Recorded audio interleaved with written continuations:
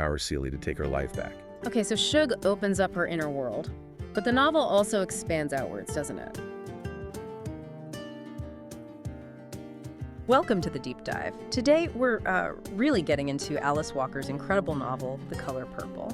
Our mission, let's say, is to explore this really tough question the book raises.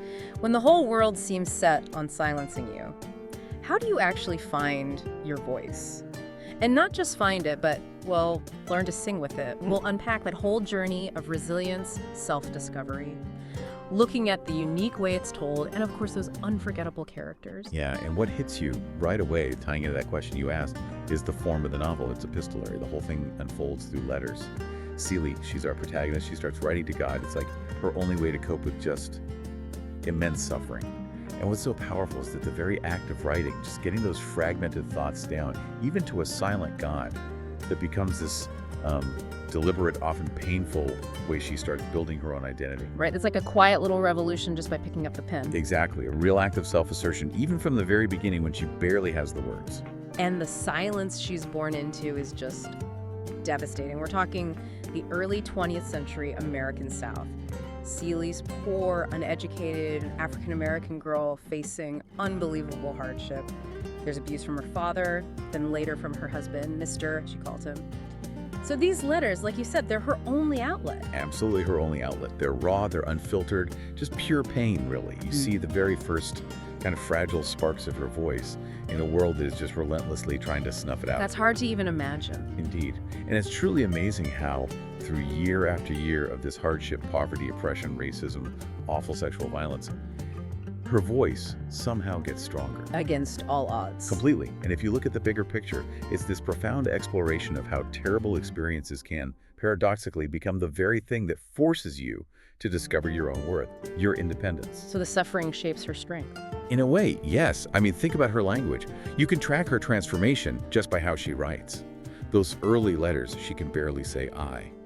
But later, she stands up to Mr., tells him straight out, until you do right by me, everything you think about gonna fall apart. That's a massive shift. Is her whole being changing? That's incredible resilience.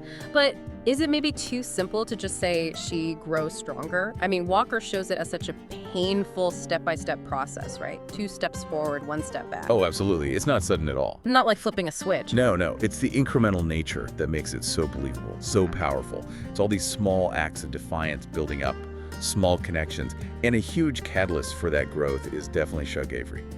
Shug, right. Yeah, Shug comes in, this confident, independent blues singer. She's everything Celie's been taught she can't be. She becomes Celie's friend, and eventually her lover. And that relationship is just pivotal. Absolutely pivotal. Through Shug, Celie finds intimacy, yes, but maybe more importantly, she finds the courage to actually challenge Mr. Shug basically teaches Celie how to see herself differently, how to value her own feelings, her own strength. So Shug validates her, gives her permission almost. In a way, yes, and introduces her to a whole different idea of God too. Not the punitive, distant God of her letters, but something more expansive, accepting, found in nature, in pleasure, in the color purple itself, and that new spiritual understanding. That's what really empowers Celie to take her life back. Okay, so Shug opens up her inner world, but the novel also expands outwards, doesn't it? Through Celie's sister, Nettie. Yes, Nettie's story is crucial. She escapes the abuse Celie suffers and ends up a missionary in Africa. And they write letters. They do, for years, across continents. And those letters, they bridge all that lost time, but they also give you, the reader, these totally different viewpoints. You get perspectives on race, gender, culture, from the American South and from Africa. It adds so much depth. It really broadens the scope, makes you think about how these struggles for freedom echo everywhere. You wonder what letters they'd write today, you know? That's a really interesting thought. And through both Celie's inner journey and Nettie's observations from afar, Walker just masterfully shows you both the crushing weight of injustice and the possibility of personal triumph. And by the end, Celie's transformation is, well, it feels complete. Earned. Absolutely earned. She goes from this silenced, abused young woman to someone who's self-assured, independent. She even finds economic independence making pants, which is such a powerful symbol, crafting her own destiny, literally. And she gets reconciliation with Nettie. Yes, that reunion is incredibly moving. Yeah. She finds peace, really. A peace rooted in accepting herself and finding her community. It's not just a neat, happy ending. It feels real. So if we boil it down, what are the core things Walker is exploring here? Well, obviously resilience. Just incredible resilience against overwhelming odds. Then there's the power of sisterhood, both literal with Nettie and figurative, with women like Shug and Sophia. Right. And self-discovery, finding your own worth. Definitely. But Walker doesn't shy away from the harsh realities either. She confronts systemic injustice head-on. Racism, sexism, the crushing weight of patriarchy. And the amazing thing is how those themes, rooted in that specific time and place, still feel so universal, don't they? They absolutely do. Struggle, growth, finding freedom. These are human experiences. And you mentioned the color purple earlier. That symbolism is key too. Yeah, tell us a bit more about that. Shug introduces it. Right. Shug points out the color purple in a field, asking Celie if she thinks it pleases God. It shifts Celie's whole understanding. It comes to represent beauty, passion, divinity, but found in everyday life, in the things often overlooked. A complete contrast to her early, rigid ideas about God. So it's about finding the divine in the ordinary, in pleasure, in beauty itself. Exactly. Captures that shift in her spirit, her perception. It really sums up the whole novel's heart, in a way. Wow. The color purple, it just stays with you, doesn't it? A truly powerful story about endurance, finding your authentic self against all odds. It really makes you think that sometimes the biggest act of defiance is just finding your own voice and letting yourself sing. It does.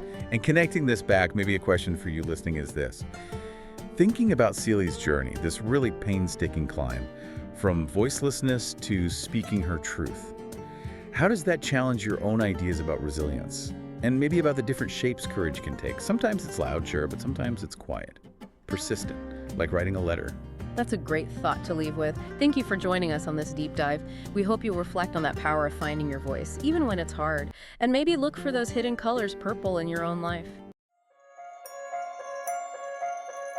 Grab Color Purple by Alice Walker, now on sale for $13.95. Don't miss this chance to build good habit and achieve remarkable results. Buy now today.